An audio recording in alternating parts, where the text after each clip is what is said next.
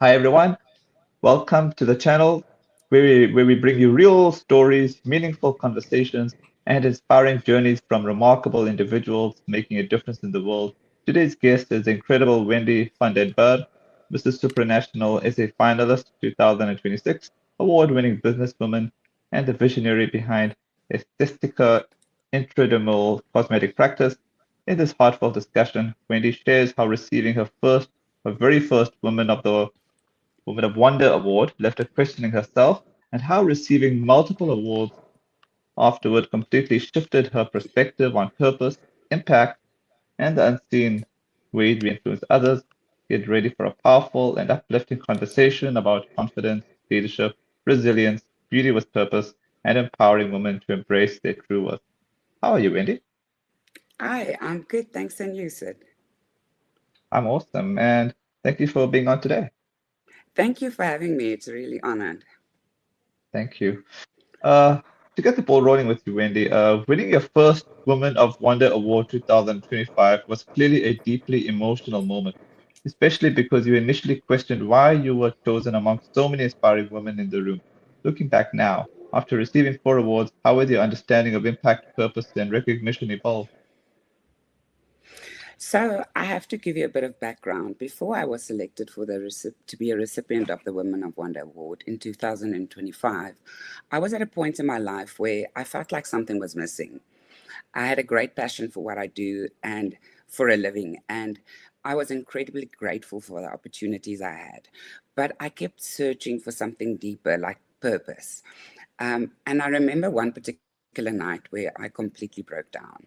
And I called one of my friends, who is now my co founder and one of the directors in the foundation, and I said to her, I need purpose. And right there, that is where we decided to start Born with Purpose Foundation, um, which was a campaign she initially was working on while she was in the pageant journey. And we decided to keep the name because of the meaning of it. And especially, I said, I need purpose. So at that point, I really still didn't know what it is that I needed, but I needed something meaningful in my life. So, what I didn't realize is that I've been living my purpose all along. It was right in front of me, I just couldn't see it. And through my work, after starting the foundation, through my work, I began to realize that this journey that I'm doing in my work, especially with paramedical treatments, that I heal trauma scars, I was equipped to help others facing their wounds. Um, and I have been changing lives for years. I just didn't realize the impact I was making. And it was like it hit me. Restoring scars and wounds is something that I have a great passion for. And that if I can help people who really needs it and comes out of situations that they are left with scars and wounds that remind them of what they went through, I can change that. So, starting the foundation, searching for people to help, every initiative that we took on, whether it was that or doing anything else, that because we are so diverse, we help everyone because we do believe that everything that is born has purpose. So when I was selected for the nomination for Women of Wonder, and I heard that I was one out of 20 in Gauteng from 1,900 nominations, I was humbled, grateful, but honestly, I was very overwhelmed. Um, I sat there looking around the room at these women being recognized, and I was questioning, where do I fit in here? It was so focused on serving others. I was so focused on serving others that I didn't realize the impact I was making. And for me, I just couldn't understand why it was me. Why am I there? And even after receiving three more awards, I still felt humbled and somewhat surprised. And when I took the overall, I realized how many people supports my cause and believes in me. But over the time, understanding of impact, I understood the impact, the purpose, and the recognition evolved. Recognition was never the goal. The goal has always been the lives I touch, the hope I inspire, and the opportunities that I can create to help others discover their purpose. But the recognition of the awards made me realize that finding my purpose is creating change and being seen. So still till today, sometimes for me, it's like, okay, I did that, you know, but then I go on with my day because it was never about that. The awards are just a beautiful reminder that my work matters and that the reward is seen by other people, but that I found my voice and they understand that they were also born with purpose. So that realization really transformed me. And what was once felt like a search for purpose became the understanding that purpose is not something we find. It is something we live every day through the lives we touch and the legacy we leave behind. Because for me, purpose isn't something you do, it is what happens to the people when you do what you do. Awesome. You mentioned that after the first award, the others followed shortly after, and that realization changed your perspective completely. What personal lessons did that journey teach you about influence and the unseen impact we can have on others? I think the biggest lesson in this journey taught me that influence carries this responsibility that we don't always see. After receiving the awards and then the others that followed, I began to realize that people were paying attention, not just what I was doing, but how I was showing up.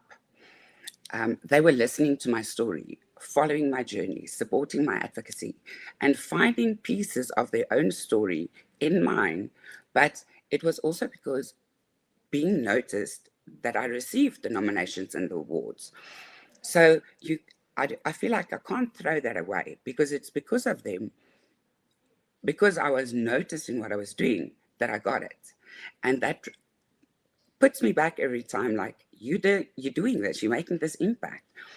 And when people believe in your message, action matters. This is why I'm very strong on this. I stand for action over advocacy. It's the way you lead, the way you encourage and serve can inspire someone to take a step forward in their life. But it also is about taking action. And instead of just talking about it, all of us can advocate for something, but what are you actually doing about it? Are you doing something to create that change? Are you just saying, you need to be like this, you get where I'm going? Or are you saying, Yeah, let me take your hand and let's make a plan, let's do something about this?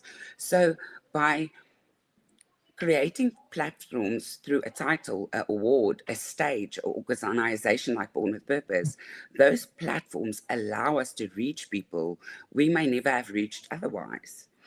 They give us the opportunity to amplify the message and create bigger impact. So what surprised me the most was realizing that some of these moments that touched people the most were not my achievements. They were the moments that I was authentic, I was vulnerable, and I was willing to share both my struggles and my victories. That taught me that the influence is not about perfection, it's about connection. And if there is one lesson that I carry with me, it is that every platform we are given should be used to leave people better than we found them. Um, so, yes, I have to say that was my biggest impact on it. really powerful. As a Mr. Supranational SA Finalist 2026, what message do you hope women take from your story about self-worth, perseverance, and authenticity? So, if there's one message that I hope women take from my story, it's that your worth is not determined by your past, not your scars and or your setbacks, or how perfectly you fit into the society's expectations. You know, for a long time, I thought I needed to be something more before I was worthy enough, or strong enough, or impactful enough. What I learned is that your greatest strength comes from the very things that we are trying to hide from others. The challenges we overcome and the wounds we heal from and the lessons we learn along the way became the foundation from which we can help others. So for me, I want women to know that um, perseverance is not about failing.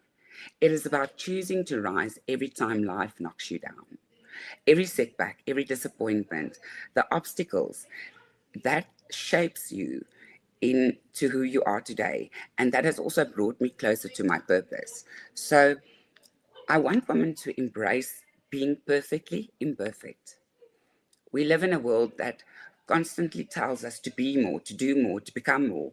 But there is an incredible power in showing up authentically as yourself. Perfection does not inspire people. It doesn't. Authenticity does. Being different. When you embrace who you truly are, all your flaws, we give women permission to do the same.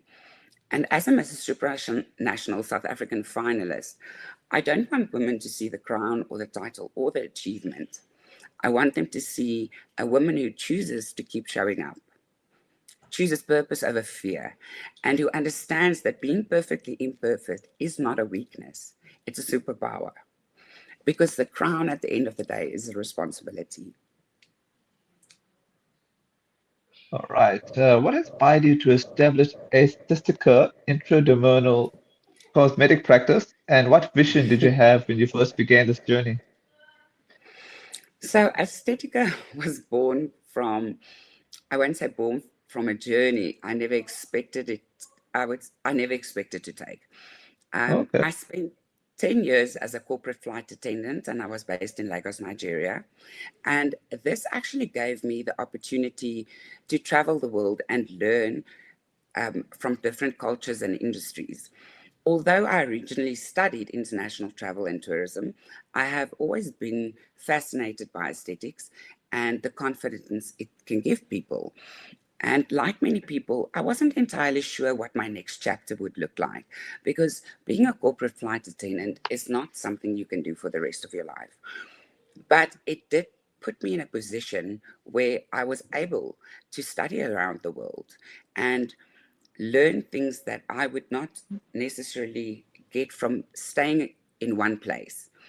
And I became more passionate about the aesthetic industry as I started learning more and I started investing more in myself because my plan was then to, it took me many years to figure it out. But when it came to that point, I realized, oh, I like what I'm, this is, I can change things. And I got really passionate about it. So I'm actually an award-winning lash artist, which will remain my biggest speciality. Um, but the paramedical side of it was truly captured my heart. The difference is that is not something I can do every day, where lashes is an ongoing thing. But when I discovered the impact that scar revision and restoration treatments could have on someone's life, everything changed. I realized that in aesthetics was so much more than just beauty. It was about healing. It was about helping someone regain their confidence, their dignity, and a sense of their experiencing or experiences after trauma, injury, or any life-changing circumstances.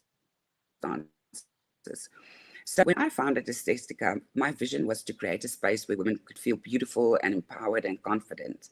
But what I didn't realize at the time is how much more was possible. So through the work I do today, I have the opportunity not only to enhance appearances, but also to help people heal emotional wounds, restore their self-worth, and change their lives. And looking back, I think that Aesthetica became more than a business. It became an extension of my purpose. And it was a place for me that meets healing, where every treatment is an opportunity to remind someone of their worth. Awesome. All right, I've got a question for you now in the comments. Okay, this is from Reshita. Hi, Wendy. You are beautiful. In restoration, what is the most in demand? So I would say definitely scars, old scars people are trying to hide. And I think there is and thank you for the compliment. Um, but I think the biggest thing is that people don't know that we can do these things. In paramedical treatments, example, if someone had a mastectomy, We can tattoo a 3D areola, which would make a breast look like a breast again. And people don't know this. People don't know they can actually change scars. So, especially for, I deal with a lot of human trafficking victims. And Oh, so their scars is a constant reminder of what they went through. And the moment you can change it, sometimes you can never take it away completely, but restoring it and making it the appearance look better, they become more confident. They can move past that. So there is a big demand. But there's also a lack of knowledge on it and people knowing that it is available to do. your work goes far beyond aesthetics. It touches confidence, healing, and emotional well-being. How important is it for people to understand the emotional side of the beauty industry? I think it's incredibly important for people to understand because the emotional side of beauty industry, in many cases, we are not treating a physical concern. We are helping someone heal emotionally. When someone comes to me for a paramedical treatment or a scar revision or actually any treatment, I often see that the scar or what they come for is not the problem. It sometimes represents trauma, loss, insecurity. They were broken down as a human, and doing something like this basically gives them back that confidence. Um, or changes a chapter in their life that they struggled with. So while I might be treating the physical problem or the physical scar, I'm often witnessing a person's confidence and their dignity and their self-worth being restored. So even in beauty treatments, people are not simply investing in how they look, they are investing in how they feel. There's a profound difference between changing someone's appearance and helping them to see their own beauty again. And that is why I believe the beauty industry carries a great responsibility. It should never be about creating unrealistic standards Mm. and making people feel they need to be fixed. For me, it's about empowerment. It's about helping people become the most confident version of themselves while embracing that they are already worthy. And that is why it aligns so closely with me believing in being perfectly imperfect.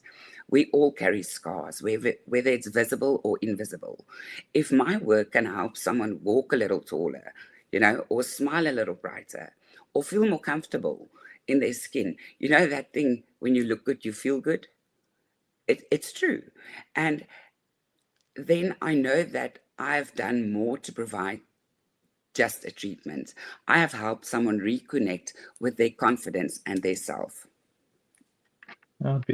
Beautifully said. In a world driven by filters and social media perfection, how do you encourage women to embrace confidence in a healthy and an empowering way? So I would encourage women to understand that confidence does not come from looking perfect. It comes from accepting yourself while constantly growing into the best version of yourself and who you are. So we live in a world where filters is everywhere and it's never going to change. It's Mm. edited images and unrealistic standards that make people feel like they are constantly falling short.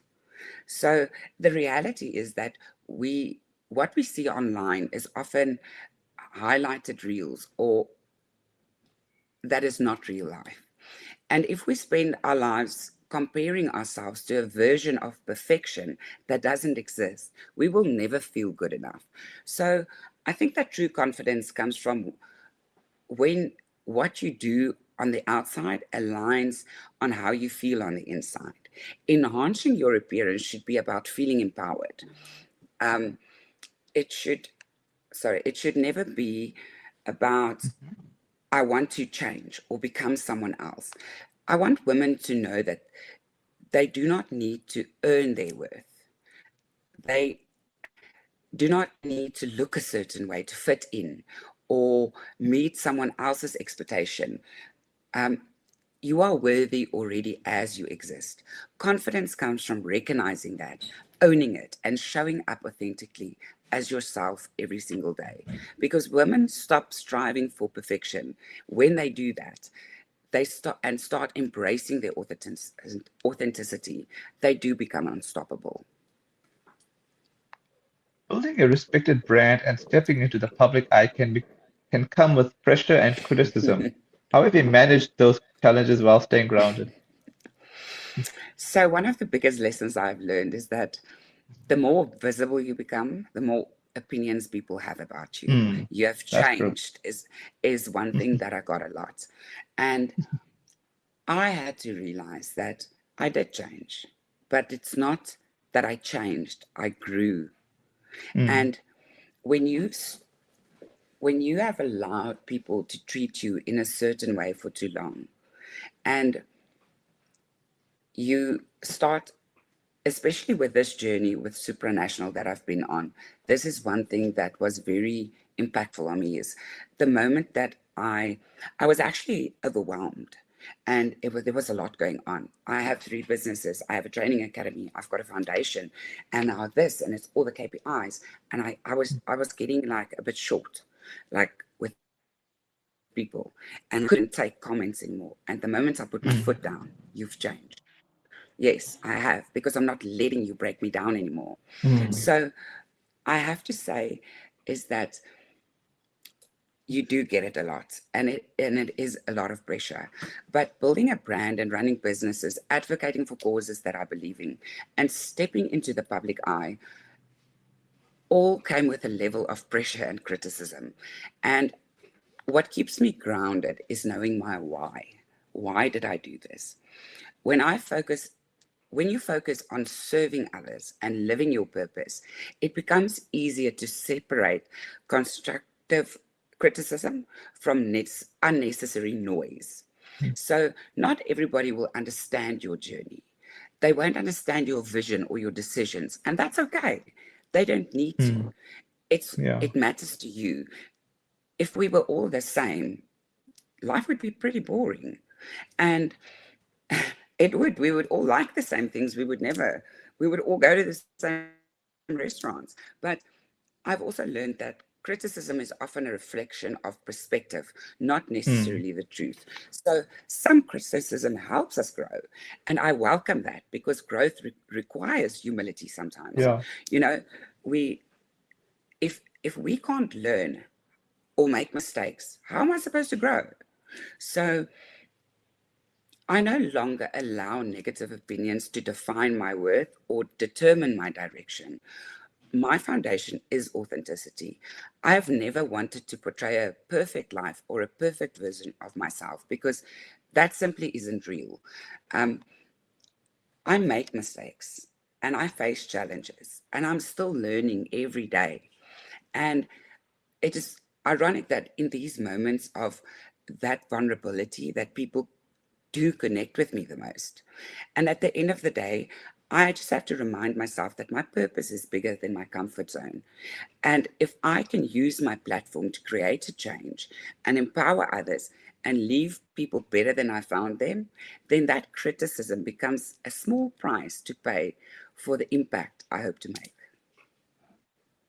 Yeah, I guess it comes to this famous saying that I always say to interviewers, it's more of a mind over matter thing, if I'm Yes. correct. Yeah, it's very difficult sometimes, because the things that are said, it really gets to a person, because Mm, we don't all share our scars or what we've been through.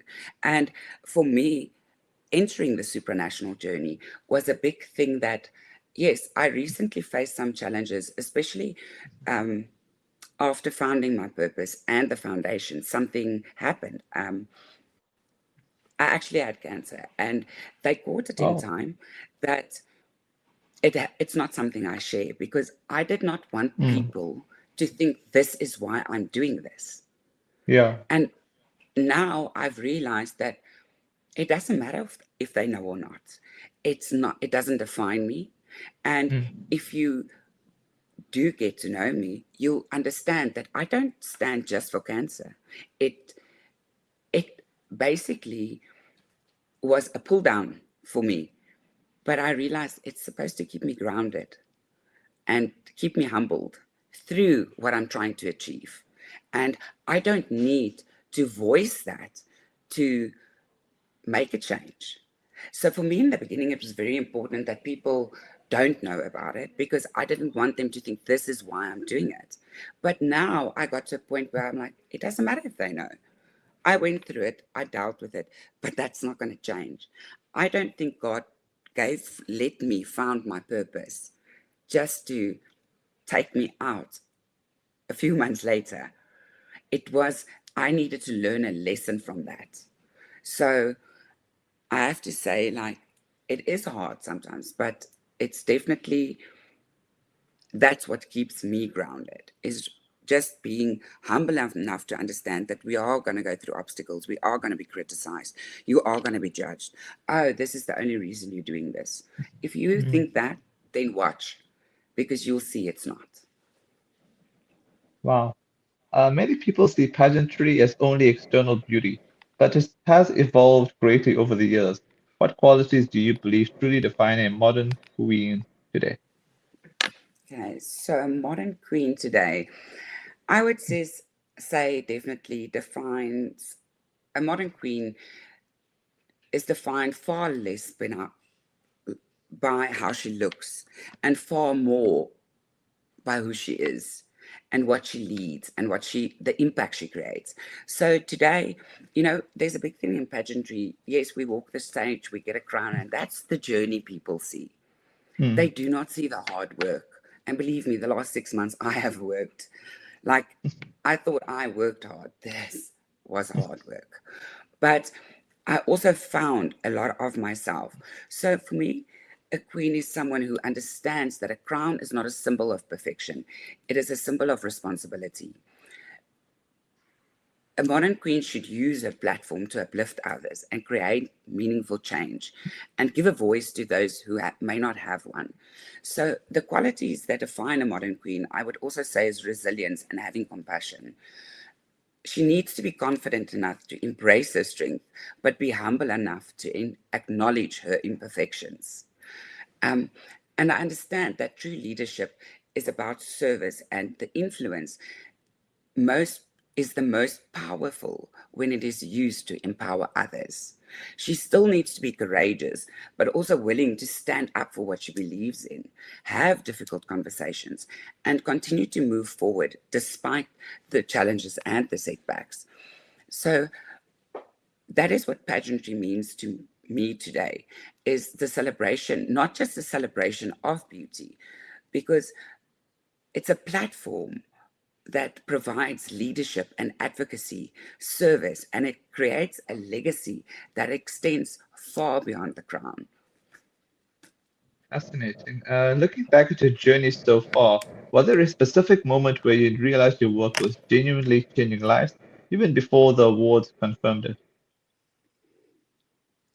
I don't, I wouldn't say there was one single moment. If I have to look back now, I realize that there was actually many moments and they were all different.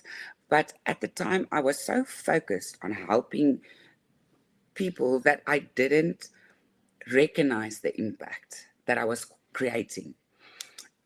So watching someone look in the mirror and see themselves differently, again, seeing their confidence return, seeing them smile, seeing them stand taller or feel confident in their own skin, showed me that this work was about so much more than aesthetics.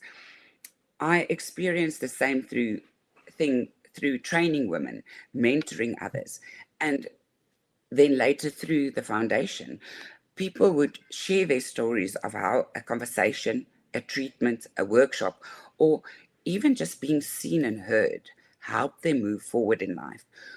And at the time, I never viewed these moments as life changing because I was simply just doing what I felt natural.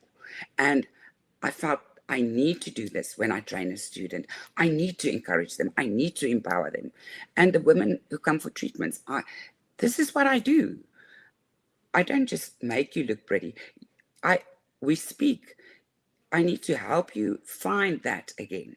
And so the truth is, even before the awards, when I was questioning my purpose, I was so focused on what I could do more that I wasn't paying attention like about what I was doing and what was happening around me.